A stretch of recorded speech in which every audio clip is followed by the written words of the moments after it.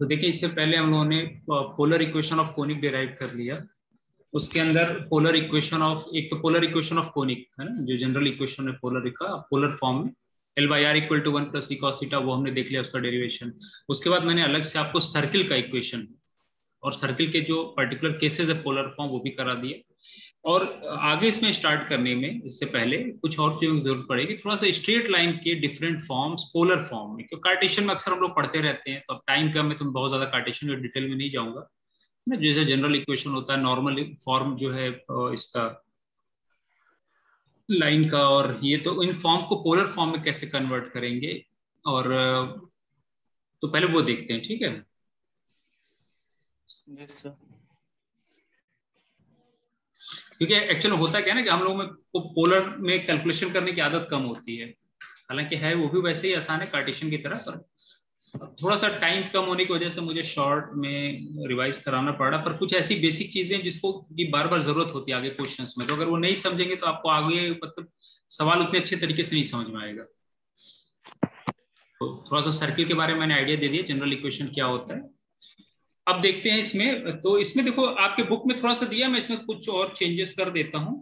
Page number, ये जो topic है ना स्ट्रेट लाइन, उसके अंदर जाओगे तो पेज नंबर 36 पे दे रखा है, मैं लिख देता हूँ। सर बुक नहीं है सर हम लोग के पास। ठीक है, मैं इसमें डिराइव कर देता हूँ इक्वेशन ऑफ सर्किल, थोड़ा सा मैं उसके नोटेशन चेंज कर देता हूँ। और equation two a straight line, actually polar form पढ़ाने के पीछे और भी जो रीजंस हैं वो ये है कि पोलर फॉर्म आपको मेनली वहां यूज होगा, एक तो इसमें कैलकुलस में आप लोग कर रहे होगे, जो ये यस सर। पीडल इक्वेशन वगैरह निकालते हो ना, तो वहां पे वो फॉर्म यूज कर रहे होगे। दूसरी बात, ये जो आप एग्जाम में बैठोगे अभी, क्या नाम है इसके, आईटी जैम के, तो अक्सर पोलर फॉर्म में एडवांस कैलकुलस के जो ये कैलकुलेशंस होते हैं, जो डबल इंटीग्रल ट्रिपल इंटीग्रल को जो रिड्यूस करते हैं, तो उसमें पोलर फॉर्म अगर आपको मालूम है तो ये सब कैलकुलेशन में हेल्प करते हैं ना। तो इस वजह से मैं करा रहा हूँ equation two straight line in polar form, in polar coordinate.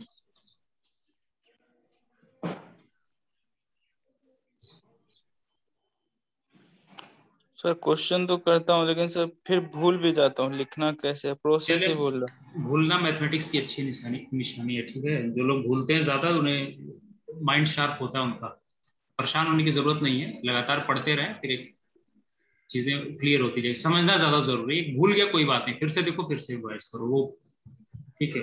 हम लोग कोई बायो वाले तो है नहीं कि रटना हर चीज जरूरी है, मैथ्स में ना समझने पे ज्यादा फोकस करें, धीमे धीमे चीजें सब आसान हो जाएगी, ठीक है।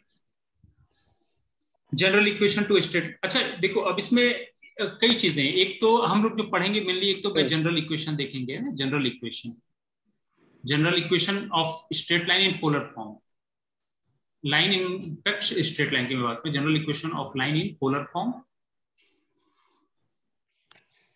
Second, normal form. Normal form means when length of perpendicular from pole to line is given and angle which it makes with the initial line. If both are given, then what will be its form? General equation, I mean, from this AX, we already know that AX plus BY plus C equal to 0 is the general equation in Cartesian form.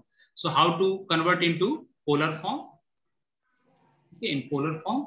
So this 1, 2, and third, equation of line in polar form when 2 points are given. We know that line will be unique if it passes through 2 points. Okay, so equation of line passing through 2 points. Okay. 2 points, say r1 theta 1 and q r2 theta 2. अब polar coordinates की बात कर रहा हूँ, polar coordinates. तो आपको दो Cartesian, देखो एक तो तरीका ये, कार्टेशियन आप इक्वेशन लिखकर डायरेक्ट आप एक्स को आर कॉस थीटा, वाई को आर साइन थीटा, वो भी सब्स्टिट्यूट करके आप कर सकते हो, ठीक है। मैं चाहता हूँ थोड़ा सा आर थीटा के फॉर्म में हम लोग डेराइव करके भी देखें, तो मेनली इन तीन फॉर्मेट को हम लोग देखते हैं। तो यहाँ पे देखो, जो जैसे पहला फॉर्मेट है, आपको अगर पहला लेक्चर याद हो तो मैंने पहले लेक्चर में बताया था कि in case when we suppose this one is your x and this one is your y, and with respect to Cartesian we have some point xy. Okay, on I mean on x-axis, let us move x unit and mod x unit, because I am taking it on in first quadrant and this one. So I can write this y as its coordinates of this point as xy, or coordinates of this point as xy. Now same can be done using polar form. One can also locate if this radius vector r is known and theta is known, and we know that theta taken in anti-clockwise, theta is taken as positive, otherwise negative. And if you consider this origin as pole, if you consider the same origin as pole and this line OX as the initial line, then we have also this substitution. Then one can also write, because if you look at the projection of r on this line, it will be r cos theta. This will be r cos theta. I mean, this point P can be anywhere. Just for the sake of explanation, I have drawn in x is r cos theta r sin theta। हाँ, तो x की value r cos theta और y की value r sin theta. तो ये standard notation है। तो अगर पहले फॉर्मेट को अगर आप देखो तो ax plus by plus c equal to 0 है, तो मैं इसको क्या लिख सकता हूँ? a r cos theta ax plus by general equation equal to, इधर लिख लो माइनस c, और यहाँ पे x को r cos थीटा और y को r sin थीटा आपने पुट कर दिया है ना, r cos थीटा और y को r sin theta is equal to minus c, और यहाँ से ये ऐसे भी लिख सकते हैं a cos theta plus b sin theta, a cos theta plus b sin theta is equal to minus c by r, या आप c is a real number, minus c is will be again a real number, so minus c I can consider as some constant k, so just write it by k by r, where k equal to minus c, that will not matter. So a cos theta plus b sin theta is equal to k by r is general equation of line in polar form. a cos theta, तो इस तरह भी substitution a cos theta, तो ये general equation है, line का polar form में general equation a cos theta plus b sin theta equal to k by r। ठीक है, कभी भी कोई आपको कोई लाइन रखना हो तो हमेशा इस तरह का ये जनरल उसका इक्वेशन है। नॉर्मल फॉर्म देखते हैं, इसमें वो पर्टिकुलर केसेस में आपको मालूम है कि, चलो मैं अभी बाद में तीनों फॉर्म बता लूं। तो वो नॉर्मल फॉर्म अगर आप याद करो तो नॉर्मल फॉर्म क्या होता है? खाने पीने के लिए टाइम नहीं है, बैठा मत रहिएगा, अपना काम करते रहिए, हम नहीं कुछ खाते हैं। Cartesian form, please mute your mic. ठीक है, आप लोग घर पे हैं, क्या बोल रहे हैं, कम से कम माइक तो म्यूट कर लिया करें। ठीक है, और वैसे ऑलरेडी मैंने रिकॉर्डिंग पे लगा रखी है, ठीक है, तो ध्यान दिया करें इन चीजों पर। एनीवे, चले आगे बढ़ो।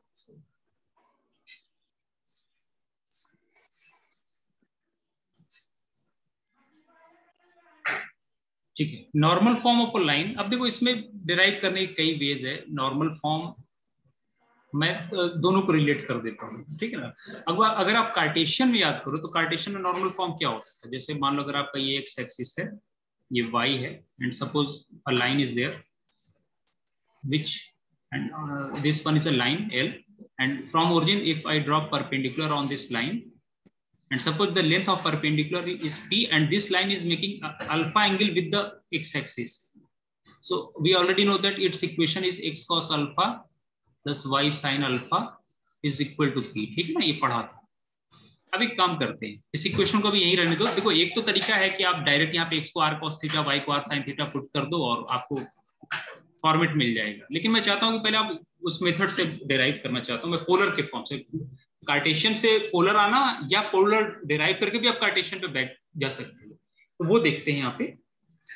इसमें अच्छा, बुक्स में कभी ऐसे भी मिलेगा, जैसे ना मैंने जनरल इक्वेशन ले लिया ax plus by equal to minus c ले लिया, तो क्योंकि c अगर if c is non zero, so you can divide it here, you can write a by minus c plus b upon minus c y is equal to 1, and you can again consider this one as a dash x plus b dash y equal to 1, and just you can do substitution, so that will not matter, है ना। आप इस तरह भी कर सकते हो। Anyway, normal form of a line. Now suppose how to derive from polar to Cartesian। I want to not see if you put here x equal to r sin theta, y equal to r sin theta, what you will get? Let me write here r cos theta cos alpha plus y r sin theta sin alpha is equal to p. ठीक है, तो इसको अगर आप arrange करोगे, ये are आप बाहर ले लो तो क्या हो जाएगा, cos theta cos alpha plus sin theta sin alpha is equal to p, या ये फार्मूला किसका होता है, cos of theta minus alpha, cos of theta minus alpha is equal to p। तो एक तो आप ऐसे भी सब्स्टिट्यूशन करके निकाल सकते हो कि जो आपको नॉर्मल फॉर्म मालूम है उसमें डायरेक्ट जो सब्स्टिट्यूशन है कर लिया। मैं चाहता हूं कि हम लोग क्या करते हैं, इसको भी पहले पोलर फॉर्म से डिराइव करते हैं, न कि कार्टेशियन से पोलर में जाते हैं। ठीक है, वो तो मैंने आपको लिंक कर दिया इससे, लेकिन एक काम करते हैं, लेट अस डिराइव इन पोलर फॉर्म। हालांकि ये पोलर फॉर्म में आ गया, लेकिन कार्टेशियन से पोलर है, मैं इसको यूज नहीं करना चाहता। मैं चाहता हूं कि, तो मैं डायग्राम दोबारा बना देता हूं। Suppose this one is the line, this one is pole and this one is your initial line. Initial line आपको बताया था कि पोलर फॉर्म में हमेशा सबसे पहले आप पोल और इनिशियल लाइन फिक्स करोगे। ठीक है, तो ये जो है, ये आप मैंने लाइन का इक्वेशन बना दी, इसको मैं आगे एक्सटेंड कर देता हूँ। This one is your line, L stand for line. ठीक है, अब सपोज क्या कि ये जो लाइन मैंने आपको दिया, suppose let us draw perpendicular from pole to this line. ठीक है, परपेंडिकुलर ड्रॉप करके मान लो ये लेंथ p है और ये एंगल अल्फा बना रहा है इनिशियल लाइन से। Suppose this one is making angle alpha with the initial line and there is some, I mean locus of point P, we will trace this one, this line. So let at some instant point P is here. So join this with the pole. So obviously this will be R and this whole angle will be theta. है ना, बताया था कल आपको diagram में कि ये angle two कितना हो जाएगा, थीटा, क्योंकि हमेशा इनिशियल लाइन से एंगल मेजर होता है एंटी क्लॉकवाइज डायरेक्शन में। तो ये कितना हो गया, अगर आप इस डायग्राम को देखो तो ये एंगल कितना हो जाएगा, theta minus alpha, theta minus alpha. अच्छा, हमने जो परपेंडिकुलर ड्रॉप किया उसको कुछ नाम दे देते हैं। यहाँ पे परपेंडिकुलर ड्रॉप किया एम नाम देते हैं, ये ओ दे दिया पोल को और इसको पॉइंट पी। ठीक है ना, तो आप ये जो पी का लोकस, बेसिकली पी का लोकस ही तो ये लाइन है, मुझे इस लाइन का इक्वेशन लिखना है।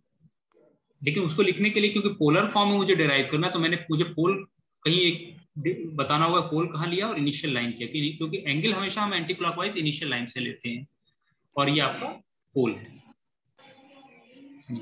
अब ये बताओ कि ये जो ट्राइंगल है POM,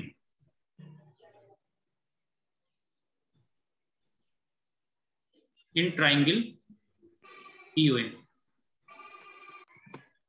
what will be cos of theta minus alpha? Cos of theta minus alpha कितना होगा? देखो ये परपेंडिकुलर अपॉन, ठीक है, P अपॉन R होगा। यस सर, है ना, तो देखो ये इक्वेशन और ये क्या है कि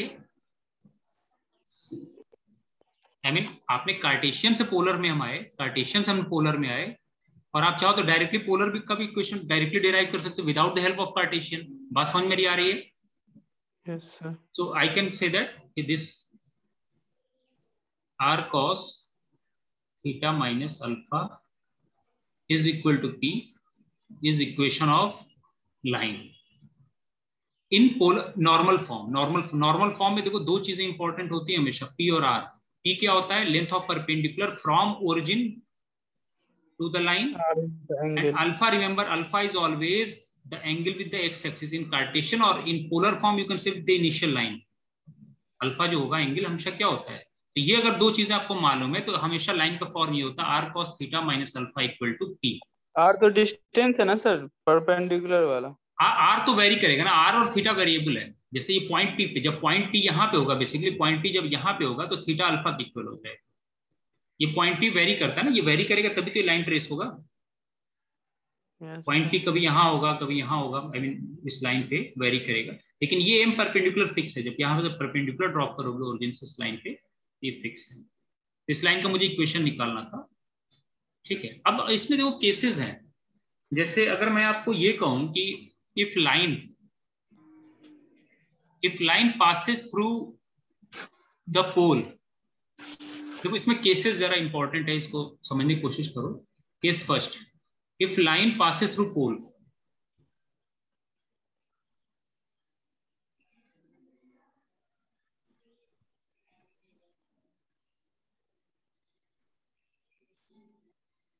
if line L passes through pole तो क्या होगा? I mean, see, P is the length of perpendicular from pole to the line. If line itself passes through the pole, then what will be P? 0. 0 होगा. Very good. So this implies r cos theta is equal to 0, है ना? Because in that case P will be equal to 0. Length of perpendicular 0 हो जाएगा. Sorry, r cos theta minus alpha is equal to 0. तो यहां से क्या हो गया? R will vary, so cos theta minus alpha has to 0. If R is 0, then you will get a point, है ना? R तो वेरी करेगा ना, जैसे पॉइंट P यहाँ पे होगा तो R ये डिस्टेंस होगा, पॉइंट P यहाँ पे होगा तो R ये डिस्टेंस होगा. So product of two things is 0 means at least one has to be 0. So since since we are dealing with non-trivial cases, so R has to be non-zero. This implies cos of theta minus alpha equal to 0. Cos of theta minus alpha equal to 0. Cos 0 कब होता है? 90 पे. So I can write here from that theta minus alpha is equal to pi by 2. यहाँ से देखो क्या आ गया, मैं इसको यहाँ पे लिख देता हूँ. Theta minus alpha is equal to pi by 2 और theta is equal to alpha plus pi by 2. ये अल्फा और प्लस पाई बाई 2 ये भी कोई कांस्टेंट होगा. अल्फा जैसे फिक्स एंगल नॉर्मल बना रहा है तो ये कोई कांस्टेंट है, तो I can write whole alpha plus beta equal to let me write beta. तो देखो थीटा इक्वल टू बीटा क्या आ गया? लाइन का इक्वेशन. पोलर फॉर्म में थीटा इक्वल टू कांस्टेंट किसका इक्वेशन होता है? Equation of line. ये बहुत इंपॉर्टेंट पॉइंट है, अक्सर इसे लोग गलत कर ले पॉइंट समझ लेते हैं. In polar form theta equal to constant is equation of a line, not a point. जैसे मैं कहूं आपसे कि theta equal to pi by 2 क्या हुआ, तो theta equal to pi by 2 ये लाइन हुआ, ये वाला. तो पोल से पास करना, जैसे थीटा इक्वल टू कांस्टेंट आएगा आप समझो कि लाइन जो आपका वो बेसिकली पोल से पास कर रहा है. ठीक है, तो लाइन जो होगा ये आपका पोल है, इनिशियल लाइन है, तो यहां से पास करेगा. Theta equal to pi by 2 ये लाइन हो गई. Theta equal to pi by 2. Theta equal to 0 degree ये लाइन हुआ. ठीक है, theta equal to pi by 4 ये लाइन हुआ, 45 डिग्री एंगल जो बनाएगा. So remember always that theta equal to constant is equation of line in polar form. तो देखो डिफरेंट फॉर्म है, इसको समझने की कोशिश करो. जनरल इक्वेशन क्या हो गया? हमने जनरल इक्वेशन क्या देखा? a cos theta plus b sin theta equal to k by r. If your normal form, तो देखो या तो आप नॉर्मल से I mean Cartesian X Y Cartesian form से आप पोलर फॉर्म में आ जाओ, या without the help of Cartesian आपने पोलर फॉर्म डिराइव कर लिया इस ट्राइंगल से. ठीक है, अब इसमें डिफरेंट सब्स्टिट्यूशन है. अब वो ऐसा भी हो सकता है कि आई मीन ये जानते हो ना कि जैसे अगर आप कार्टेशियन में याद रखो तो कार्टेशियन में क्या करते थे, कोई अगर आपको लाइन दे रखा उसके परपेंडिकुलर पैरेलल लाइन का इक्वेशन कैसे लिखते थे? जनरल इक्वेशन होता है ax plus by plus c equal to 0. ठीक, अगर आप जनरल इक्वेशन देखो तो जनरल इक्वेशन कार्टेशियन का लाइन में क्या होता था? ax plus by plus c equal to 0. अगर मुझे इसके पैरेलल कोई किसी इक्वेशन का लिखना हो तो स्लोप सेम होगा, इसका मतलब x और y कोएफिशिएंट सेम होगा, ax प्लस by, और सिर्फ कांस्टेंट c को हम लैम्डा एक नए कांस्टेंट से रिप्लेस कर देते थे. एक वेरिएबल है यहाँ, एक ये अननोन है लैम्डा, तो इसके लिए कोई एक कंडीशन दिया होगा और उसको इक्वेट करके निकाल लेते थे. ये कहाँ से, क्यों a और b कोएफिशिएंट सेम होता था? क्योंकि m स्लोप दोनों का क्या हो जाता था? m1 m2, और m1 m2 क्या होता था? m1 कैसे निकाल, जैसे इस लाइन का स्लोप सपोज कि अगर m1 है तो y equal to mx plus c format में जब हम लाते हैं, जब कंपेयर करते थे, b से डिवाइड करके राइट में ले जाते थे, तो माइनस a बाई बी इसका कोएफिशिएंट होगा, और यही कोएफिशिएंट इसका भी होना चाहिए. इस वजह से a और b के स्लोप क्या होते थे? कोएफिशिएंट x y के सेम होते थे. और जब आप परपेंडिकुलर लिखते थे तो m1 m2 उस केस में कितना होता था? -1, है ना? ये सब चीजें आप पढ़ चुके हो, मैं बस जस्ट यहाँ रिकॉल करा रहा हूँ. m1 m2 और -1, तो हम क्या करते थे? a और b के कोएफिशिएंट को इंटरचेंज कर देते थे. Equation of line passing through a point and perpendicular to a given line, मान लो 1 के परपेंडिकुलर हो, तो वहां उसमें क्या करते थे? x और y कोएफिशिएंट को इंटरचेंज कर देते थे. यहाँ dx माइनस ay, क्योंकि प्रोडक्ट -1 होता था ना, तो बीच में माइनस है, प्लस सम कांस्टेंट से c डैश इक्वल टू 0. अब ये एक कांस्टेंट निकालने के लिए कोई एक पॉइंट या एक कंडीशन दी होगी, उस पे ये आ जाएगा. तो ये जनरल इक्वेशन का, तो same thing you can do here. General equation में भी आप कर सकते हैं. ये आपको लाइन दे रखा है a cos theta plus b sin theta equal to k by r. If you want a line parallel to this one, just replace this k constant k by some constant k dash, or let's say lambda. You'll get equation of parallel line. Perpendicular के लिए theta को theta plus pi by 2 से replace कर देंगे, क्योंकि अगर इस line के परपेंडिकुलर कोई लाइन है तो वो total angle theta plus pi by 2 बनाएगा। तो ये चीजें हम हमेशा करेंगे आगे कैलकुलेशंस में करेंगे। Let us come to another one. So ठीक है, यहाँ तो हो गया। दूसरा फॉर्मेट इसमें क्या दे रखा है, तो ये आपको डेरिवेशन समझ में आ गया होगा। अब इसमें यहाँ पे भी अब देखो ये आ गया ना R cos theta minus alpha equal to P. अब एक बात बताओ यहाँ पे, suppose this line is parallel to your initial line, तो क्या होगा? I mean it is not passing through pole but this line is parallel to the initial line. ये लाइन पैरेलल हो गया इनिशियल लाइन के, ये जो लाइन ऐसे था ना, ये इनिशियल लाइन पैरेलल हो गया। तो क्या इसमें क्या सब्स्टिट्यूशन होगा यहाँ पे? If line is parallel to, sir एक बार रिपीट कर दीजिए जरा। अच्छा एक मिनट, मैंने कहा कि if your line is parallel to the initial line, line का स्टैंडर्ड फॉर्म क्या है नॉर्मल फॉर्म में? R cos theta minus alpha equal to P.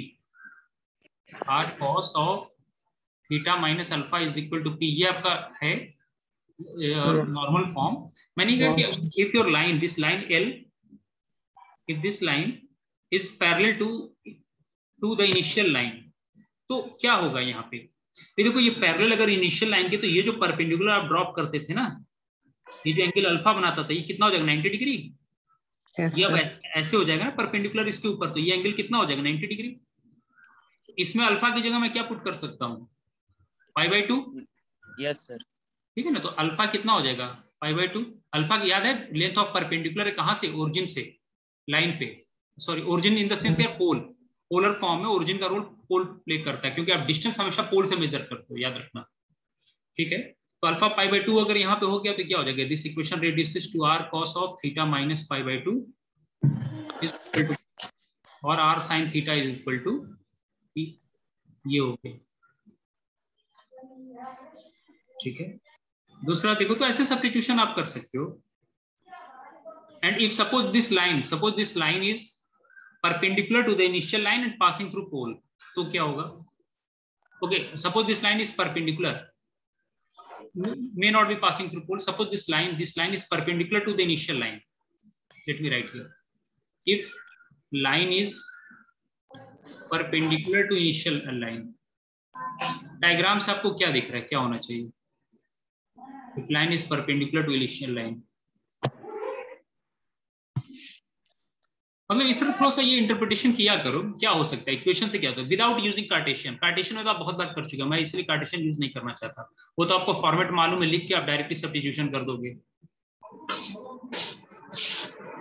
देखो ये लाइन जो होगा ना, वो इस तरह कुछ हो जाएगा सर, अल्फा 0 हो जाएगा। वेरी गुड, क्योंकि ये लेंथ ऑफ परपेंडिकुलर जो इस पे ड्रॉप करोगे, यही इनिशियल एंगल से कितना एंगल बनाएगा? Alpha.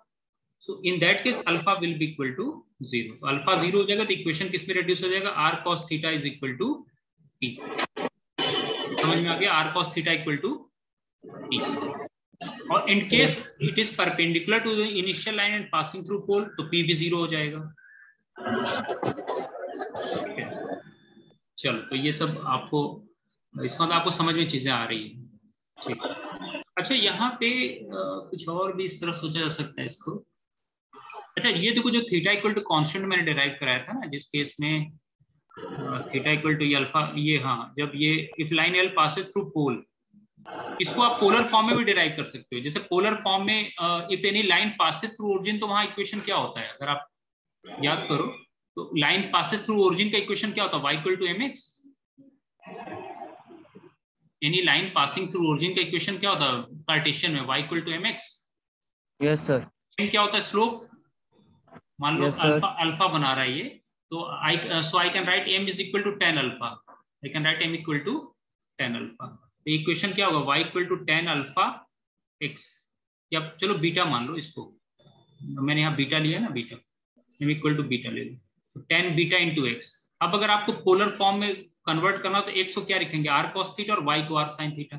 So r sin theta is equal to tan beta into r cos theta, r cos theta. So when r is non-zero, we will get sin theta by cos theta equal to tan theta. Tan theta is equal to tan alpha, है ना? तो आप general में नहीं लिख रहा हूँ, general solution में नहीं लिख रहा हूँ, तो वो तो रोटेशन पे वही आएगा। तो थीटा इक्वल टू अल्फा, यहाँ सॉरी बीटा लिखा था तो बीटा कर दो, थीटा इक्वल टू बीटा। देखो थीटा इक्वल टू बीटा क्या बता रहा है, line passing through origin Cartesian में, और इसमें अगर पोलर में ले जाओ तो, क्योंकि अगर ओरिजिन को अगर आप पोल ले लो तो line passing through pole and making angle beta, ठीक है ना। tan theta equal to tan beta आ गया, थीटा एक कांस्टेंट। तो आप वैसे पोलर से भी, कार्टेशियन से भी आप पोलर में आ सकते हो, या डायरेक्टली आप पोलर फॉर्म डिराइव कर लियो और वहां पे भी सब्स्टिट्यूशन करके देख सकते हो। ठीक है, समझ में आ रहा है ना। तो हमेशा दोनों फॉर्मेट तैयार रखो, आप कार्टेशियन में तो करते आते हो तो वहां पे सब्स्टिट्यूशन भी कर सकते हो। आगे देखो इसमें, तो मैंने तीन चीजें आपको बताई। एक तो general equation of line in polar form, जो जिसका फॉर्मेट क्या निकल के आया, a cos theta plus b sin theta is equal to some constant k by r, ये जनरल फॉर्म है। नॉर्मल फॉर्म क्या निकल के आया, sorry normal form r cos theta minus alpha equal to p। Normal form में अगर p और alpha मालूम है तो इक्वेशन होगा r cos theta minus alpha is equal to p। ये नॉर्मल फॉर्म हो गया। अब तीसरा मुझे डिराइव करना है, when equation of a line when it passes through 2 points, जब आपको 2 पॉइंट्स के कोऑर्डिनेट्स दे रखे हो तो लाइन का इक्वेशन क्या होगा। देखो तीनों कंडीशन अलग अलग है, आप डिपेंड करता है आपको क्वेश्चन में क्या इंफॉर्मेशन दे रखा है, उसके हिसाब से लाइन का इक्वेशन देते हैं। तो नॉर्मल फॉर्म मैंने आपको बता दिया, जनरल इक्वेशन हो गया, इन सबको मैं आगे क्वेश्चंस में यूज करूंगा। अब क्वेश्चन ये है कि इक्वेशन ऑफ लाइन क्या होगा, equation of line passing through 2 points P and Q। तो चलो अब इसको डायग्राम पे देख लेते हैं। Equation of line passing through 2 point,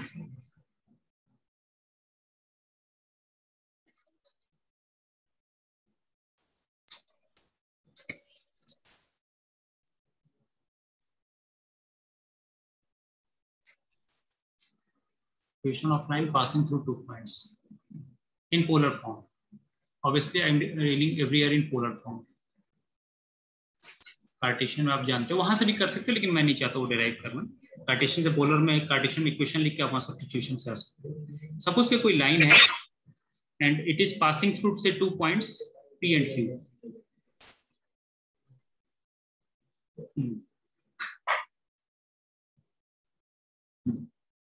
Okay, suppose Q,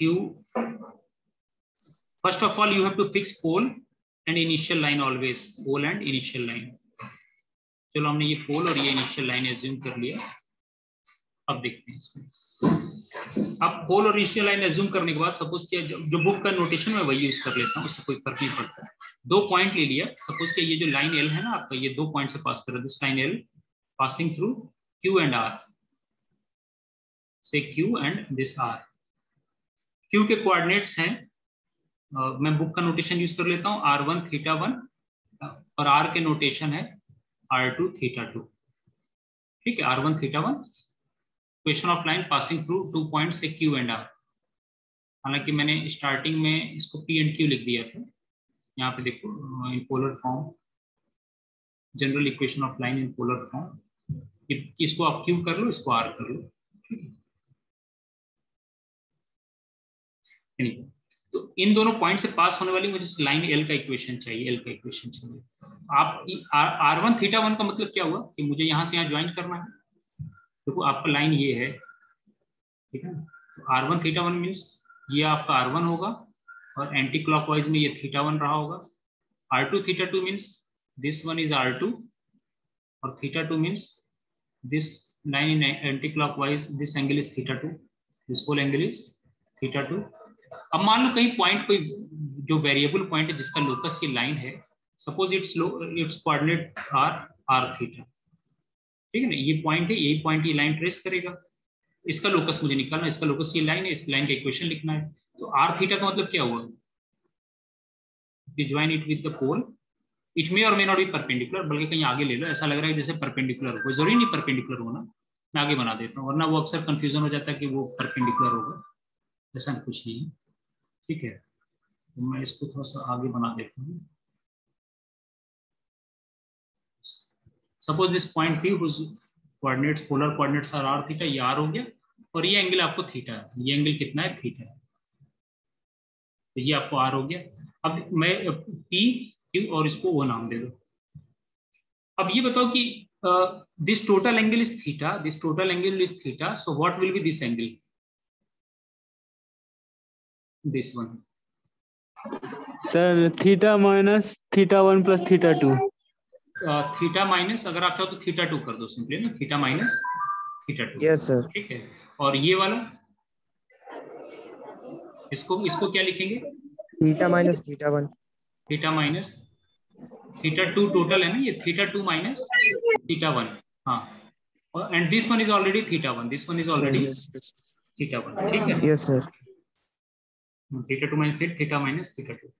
now look, एक मिनट जरा होल्ड प्लीज। हेलो,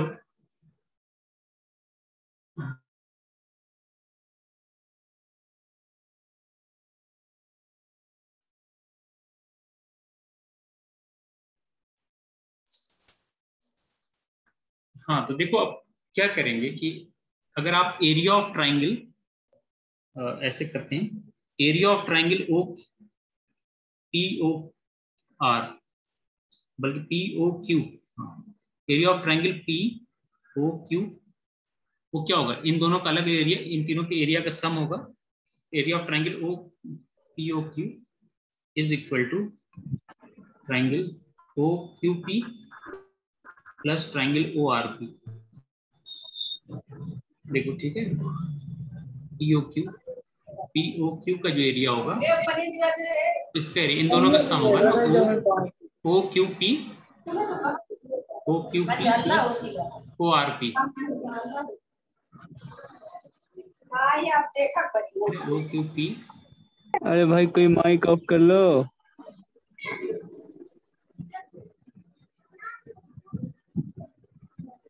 घरेलू विवाद है सर। चलो भूल जाते हैं। एनीवेज, देखिए आप लोग ना अपना माइक म्यूट रखा करें, जब बोलना हो बस तब ऑन किया करें, तो उसमें गलत इस तरह नहीं होगा। ठीक है, वरना फिर वो बहुत एडिटिंग करनी पड़ती है लेक्चर्स। अच्छा, मैंने ये लिखा ना area of triangle. Sir O Q R होना चाहिए ना? हाँ ओ क्यू आर होना चाहिए। एक मिनट, ओ क्यू पी कौन सा एरिया हुआ? O Q P. ये आपने वही वापस वही लिख दिया। हाँ ओ क्यू पी। अच्छा ये प्रिंटिंग मिस्टेक है ना, ओ क्यू पी। एक मिनट, ऐसा काम करो, थीटा माइनस थीटा 1 वाला कौन सा है? थीटा माइनस थीटा 1, टोटल ये थीटा हो गया, और ये थीटा 1 घटा दिया तो ये बड़ा वाला आ गया, थीटा माइनस थीटा 1। ये जो एंगल होगा ये theta minus theta 1। Yes sir. हो गया पी ओ क्यू, और फिर उसके बाद ये ऑब्वियसली इसका सम और इसका सम होगा, तो पी ओ आर तो ये लिख दिया मैंने, प्लस आर ओ क्यू होगा, ये गलत लिख दिया। Yes sir. ठीक है, अब आपको ये मालूम है ना कि जैसे दो साइड मालूम होते थे आर और आर वन, और उनके बीच में अगर एंगल थीटा 1, दो साइड ए और बी, तो फार्मूला क्या होता था? और एंगल अगर थीटा 1 मालूम है तो एरिया होता था half a b into angle between them, c मान लो इसको। ए और बी साइड अगर ए और बी है, उनके बीच में एंगल कैपिटल सी है, एरिया क्या होता था ट्रायंगल का? Half into product of two side into sine of angle between them. तो अब यहाँ पे आप लगा दो, तो पहले पी ओ क्यू, ये तो एंगल कितना है? थीटा माइनस थीटा 1, तो और उसके साइड्स क्या है? आर, और ये वाला साइड R1 है, तो मैं लिख सकता हूँ half R1 of sine of theta minus theta 1 is equal to ROQ का एरिया लिख लो उसी तरह हाफ ऑफ, चलो मैं लिख देता हूँ R1 sine R1 R2 sine theta, और एंगल उनके बीच में देख लो theta 2 minus theta 1 sine, plus half R2 sine of theta minus theta 2। तो आप देखो कि इसको जब R1 R2 से थ्रू आउट डिवाइड कर दो इस इक्वेशन में, बल्कि हाफ वाला टर्म कैंसिल हो गया तीनों वाले टर्म से, तो ये इक्वेशन हो जाएगा R1 R2 एक साइड में ले आएंगे तो ये आ जाएगा, मैं देख के लिख देता हूँ R1 R2 sine of theta 2 minus theta 1 plus R2 sine of theta minus theta 2 plus R1 sine of theta 1 minus theta equal to 0. Now divide by R1 R2 and R throughout. So जब आप R1 R2 और R से divide करोगे इससे, यहाँ R1 R2 cancel denominator में R आ जाएगा, so this implies sin of theta 2 minus theta 1 whole divided by r plus sin of theta minus theta 2, यहाँ पे r2 कैंसिल हो जाएगा, नीचे r1 आ जाएगा, plus sin of theta 1 minus theta, and when you divide it by r1 it will be r2 equal to 0. तो ये आपका general equation है लाइन का when points are known passing through points. इसमें जितने भी यूज है ना सब नोन है. देखो सारा रिजल्ट जो आपका है इसमें वेरिएबल क्या है, आर और थीटा, बाकी आपको सब नोन है. थीटा 1 थीटा 2 आपको दिया हुआ था, theta 1 theta 2 r1 r2 known है. तो इस इक्वेशन में ये इक्वेशन हो गई. This one is equation of line when it passes through 2 points q and r whose coordinates are r1 theta 1 r2 theta 2. तो ये लाइन का मैंने आपको कंप्लीट कर दिया. अब आते हैं बैक आपको उस पे जो लाइन पोलर इक्वेशन ऑफ कराया था. तो जो मिनिमम रिक्वायरमेंट थी पोलर के बारे में बताने के लिए मैंने कंप्लीट कर दिया. अब equation of tangent in polar form क्या होगा, इक्वेशन ऑफ नॉर्मल क्या होगा, equation of chord in polar form क्या होगा, वो एक एक करके देखेंगे और उस पे बेस्ड क्वेश्चंस. तो चलिए मैं एक दूसरा क्वेश्चन आपको देता हूं.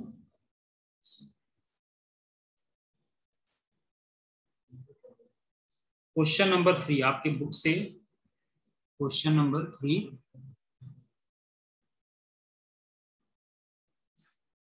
Page number 253, page number 253. P dash is a focal chord of a conic.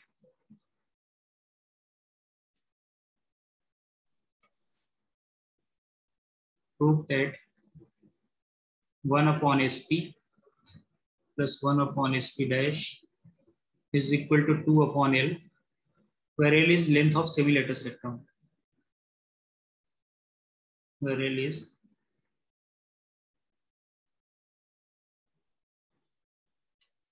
semi-lattice rectangle. चलिए आप लोग इसे ट्राई करें फिर उसके बाद में डिस्कस करते हैं. तो इधर मैं वक्त देता हूँ, खुद से सोचें इस पर.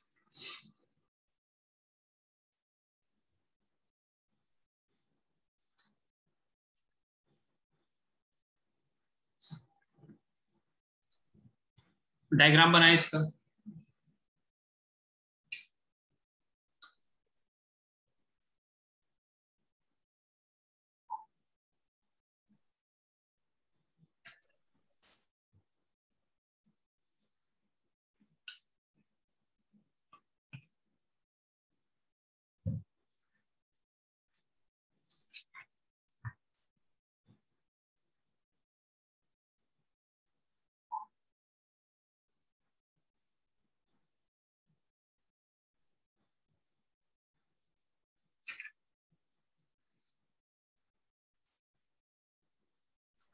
ठीक है, देखिए इसको क्या कह रहा है.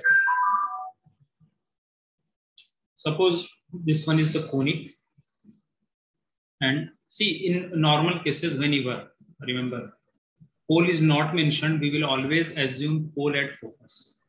ठीक है ना, क्योंकि जो इक्वेशन डेराइव किया था L by R, कोनिक का इक्वेशन जो हमने डेराइव किया था L by R equal to 1 plus E cos theta, तो ये L है और ये E है. ठीक है, इज द एसेंट्रिसिटी. तो ये कोनिक का इक्वेशन है.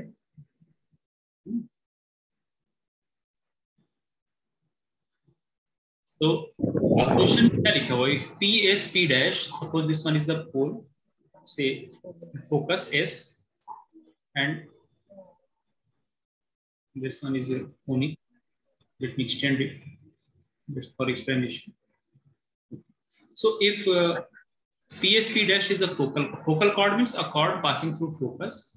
So suppose this one is the chord passing through focus, P S, and this one is P dash. PSP dash is a focal chord of a conic. Then we have to prove that 1 upon SP. So what will be the how to write position of P? See, P will be this distance SP, and suppose this makes an angle alpha with the initial line. इस case में initial line किसको लेंगे, axis of the conic. Conic के axis को क्या ले लेंगे, initial line, और फोकस को हम पोल मानेंगे. Suppose it makes angle alpha with the initial line, so its coordinate will be SP alpha, And for P dash, similarly, I can write, basically this one is your R, SP dash, and this, what will be this angle? In anti-clockwise direction, this will be pi plus alpha, is it? होगा ना pi plus alpha? आवाज मेरी आ रही ना? Yes sir. Yes sir. मुझे लगा mic बंद तो नहीं। ठीक है, तो ये अल्फा हो गया, ये पाई प्लस अल्फा है, तो मैं इसको लिख सकता हूँ pi plus alpha. Now look, both P dash and P R lying on conic. दोनों पी डैश और पी दोनों कोनिक पे लाइक कर रहे हैं, और कोनिक का इक्वेशन क्या है? L by R equal to 1 plus C cos theta. So here variable is R and theta, so you have to replace R and theta by this SP alpha as well as SP dash and pi plus alpha. So I can write here that since I'm not writing that this part is making angle alpha and all that, that is clear with the diagram. So since P, whose polar coordinate is SP alpha, alpha is the vectorial angle, alpha is basically vectorial angle, polar form इसे vectorial angle कहते हैं, जो chord बनाता है vectorial angle. Vectorial angle means bounding line और initial line के बीच में जो angle होता है उसे vectorial angle कहते हैं. Angle तो बहुत सारे होंगे, लेकिन confusion avoid करने के उसको ना, this one. Since P SP alpha lies on conic L by R is equal to 1 plus E cos theta, equation कितना हो जाएगा? This implies L upon R. In place of R, write SP is equal to 1 plus E cos of alpha. Write it as equation 1. Similarly, Q, whose polar coordinates are SP dash and vectorial angle pi plus alpha also lies on conic L by R equal to 1 plus E cos theta. So this implies L upon SP dash is equal to 1 plus E cos of pi plus alpha. इसको equation 2 कह दिया। अब देखो आपको करना क्या, आपको चाहिए 1 upon SP plus 1 by SP dash, इन दोनों को ऐड करना है। तो आप L को इधर ले जाओ दोनों जगह से और इन दोनों इक्वेशन को ऐड कर दो, तो वो तो दिख रहा है क्या कैलकुलेशन करना है। तो चलो, लेकिन आप इसको पहले सिंप्लीफाई कर दो। cos पाई प्लस अल्फा कितना होगा? cos 2 थीटा कितना होता है? cos A cos B cos A plus B कितना होता है? cos A cos B minus sin A sin B। तो अगर आप इसको एक्सपेंड करो थोड़ा, मैं इसे और सिंप्लीफाई कर देता हूँ, 1 प्लस E cos पाई cos alpha minus sin pi minus cos alpha हो जाएगा। हाँ, माइनस sin पे sin, तो cos sin पाई ये तो 0 हो गया, और cos पाई कितना होता है? -1। So basically it will be equal to 1 minus E cos alpha. ठीक है, तो बल्कि आप कैलकुलेशन चेक करते रहेंगे, है ना? कैलकुलेशन चेक करते रहेंगे। 1 minus E cos alpha. Now add both equation. So on adding you get L upon SP plus L upon SP dash is equal to,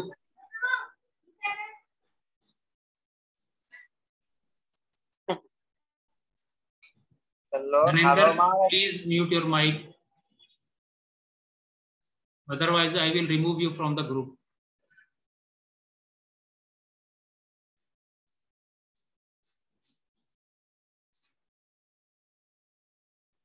Okay, so on adding E cos alpha and minus E cos alpha will cancel out, and 1 plus 1 we have to, or in standard form 1 upon SP 1 upon SP dash is equal to 2 upon L, 2 upon L।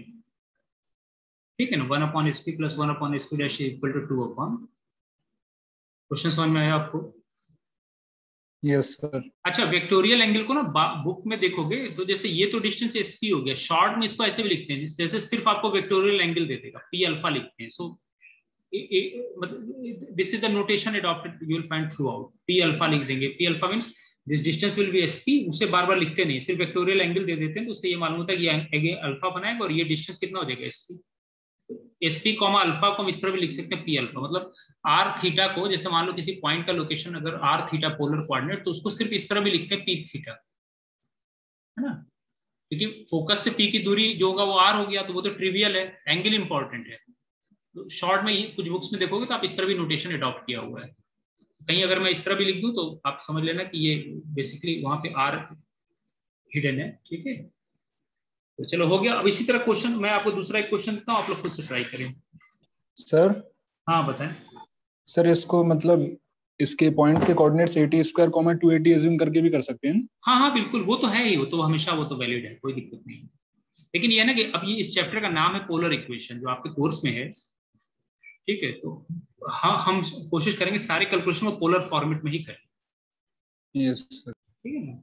क्योंकि Cartesian form तो ऐसा ना कि 11th 12th में पढ़ाया जाता है, वहाँ हम बहुत कई बार पढ़ चुके होते हैं। लेकिन हाँ, वो सारे आंसर ऑब्वियस है वहां से आएंगे। जैसे अभी मैंने जो पीछे डिराइव किया है, अगर आप देखो यहाँ पे, तो ये सारे डेरिवेशन वहां से भी हो जाएंगे, ऐसा नहीं है, कार्टेशियन से भी हो जाएंगे, और कार्टेशियन में सब्स्टिट्यूशन करने से भी आ जाएगा। जैसे यहाँ सब जितना किया था, ये देखो सब्स्टिट्यूशन करने से सेम इक्वेशन आ जा रहा था, यहाँ पे किया तो, और आप पोलर फॉर्म में भी रिडक्शन के बाद क्या गया तो वही इक्वेशन आ गया, थीटा इक्वल टू कांस्टेंट। तो आप चाहे तो कार्टेशियन से भी पोलर में आ सकते हो, लेकिन ये है कि आप पोलर फॉर्म पढ़ रहे हैं तो थोड़ा सा पोलर के भी ट्रिक्स देखते हैं, इस वजह से। तो पोलर में दो चीजें हमेशा इंपॉर्टेंट है, एक हमेशा आपको पोल और इनिशियल लाइन पहले तो आपको बताना पड़ेगा कि आप कहाँ पोल एज्यूम कर रहे हो, कहाँ इनिशियल लाइन। और कोनिक के क्वेश्चंस में अगर कुछ नहीं लिखा है तो you will always assume pole at focus, ठीक है। मैं दूसरा क्वेश्चन देता हूँ, इसको आप लोग एक क्वेश्चन और कर लें तो फिर मैं इस क्लास को कंप्लीट करता हूँ, ठीक है। बल्कि इसको रहने दे, फिर मैं अगर मैं आधे घंटे बाद दोबारा एक क्लास लूंगा, और अगर कोई फ्री होगा तो ज्वाइन कर लेंगे, मैं रिकॉर्डेड लेक्चर डाल दूंगा, ठीक है। सर ट्रेसिंग पढ़ाने वाले थे आप? ट्रेसिंग इसके बाद आऊंगा सर, पोलर का इक्वेशन बड़ा है, ट्रेसिंग में तो 4-5 क्वेश्चन आपको पूरी ट्रिक समझा दूंगा, इस वजह से मैंने पोलर को पहले कवर कर दिया, ठीक है। ट्रेसिंग का जो आपका चैप्टर है ना, उसमें एक एक्स वाई का रिमूवल वाला टर्म है, और दूसरा एक्स वाई का टर्म अगर प्रेजेंट है तो कैसे ट्रेसिंग करेंगे पैराबोला का या इलिप्स का हाइपरबोला, वो मैं लास्ट में करा दूंगा। That one is easy, it will not take time. उसमें उस चैप्टर में हार्डली 2 या 3 तरह के टेक्निक यूज हो रहे हैं, तो मैं 3-4 प्रॉब्लम के थ्रू समझा दूंगा। इस वाले चैप्टर में ना जो पोलर इक्वेशन करा, इसमें क्वेश्चन ज्यादा है, इस वजह से मैंने क्या किया, इसको मैं चाह रहा हूँ पहले कवर कर दूं, ठीक है। सर ट्रेसिंग के लिए कोई मतलब प्री नॉलेज होना जरूरी है? नहीं, कोई वो हाई स्कूल में इतना तो पढ़ के आप आते ही हो ना कि एक्स वाई कैसे प्लॉट करते हैं, वो सब बेसिक तो मालूम है, उसी को यूज करके और थोड़ा सा थ्योरी ऑफ रूट्स यूज करके सब सिखा दूंगा। अभी आप देखोगे सब समझ में आ जाएगा, कोई जरूरत नहीं है परेशान होने की। जी ठीक है, मैं एंड करता हूँ, मैं लिंक भेजूंगा, अगर कोई आप में से फ्री होगा तो। एक्चुअली होता क्या ना, रिकॉर्डेड लेक्चर में अगर कोई प्रेजेंट होता है ना, तो कभी कभी होता है कि समझाते हुए कुछ कहीं लिखते हुए गलतियां हो जाती है, तो कोई उसमें बताता तो फिर वहां पे करेक्शन हो जाता है, वरना एक बार लेक्चर रिकॉर्ड हो गया तो हमेशा की गलतियां रहती है, फिर एडिट करना और वो सब टाइम टेकिंग होता है, और थोड़ा अच्छा भी लगता है। लाइव होते हैं ना, तो फिर उसी हिसाब से जैसे आप लोग रिस्पॉन्ड करते हैं तो उसी हिसाब से रिप्लाई होता है, वरना एक एक टॉपिक को बहुत डिटेल में एनालिसिस की जा सकती है। एनीवे, तो मिनिमम जो इन्फॉर्मेशन है वो हमने लाइन का, पोलर इक्वेशन ऑफ लाइन और कोनिक कंप्लीट कर दिया। अब हम क्वेश्चंस स्टार्ट करेंगे, जितना पढ़ा है उस पर बेस्ड है।